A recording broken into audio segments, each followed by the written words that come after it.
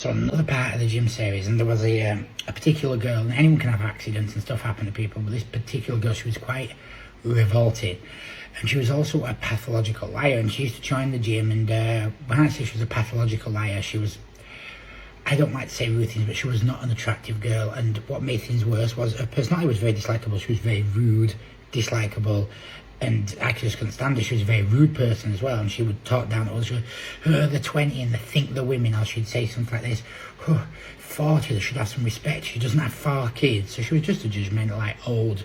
And it was the thing, because even though she was in her 40s, she looked in her 60s, and she was just, you know, I think she was being abused at some point in her life. It kind of like showed in relationships, and I think she'd become so angry, she like took it out on everyone, you know, made herself this angry, dislikable person.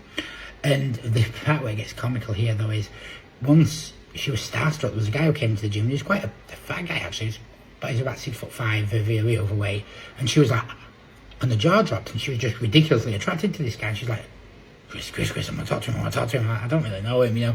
So, yeah, do you think if he talks to you, 'cause he's talked to you a few times, I said, I don't know him.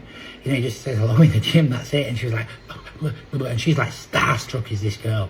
So literally, she asked me to give her a catch on the squat, and while she's squatting, I realised she's pissing through her leotard, like literally just pissing on the floor. She goes, yeah, I pissed during that set. I was like, could use the bathroom first, you know. Try not to make her too embarrassed, but, you know. So, will you be the one cleaning? I said, no, you can clean it up through your eye, you know. But this guy happens to come over afterwards, so she's cleaned it up, and this particular thing, this guy comes in on the same day, the one she's been over. So this guy comes in, he comes over and goes, hey Chris, how you doing? I'm like, yeah, good. I said, I'm just catching for this girl, and I won't say her name, but this girl on the squats. And she just turns and goes, I've just pissed myself. I've just fucking pissed myself.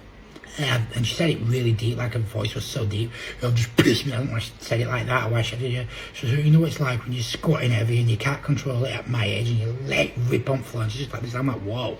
So the guy left, and she goes to the toilet after, and the guy goes, well, that was absolutely revolting. Like, why would she come up and say it the way she did? Because that was just revolting. The way she did it was.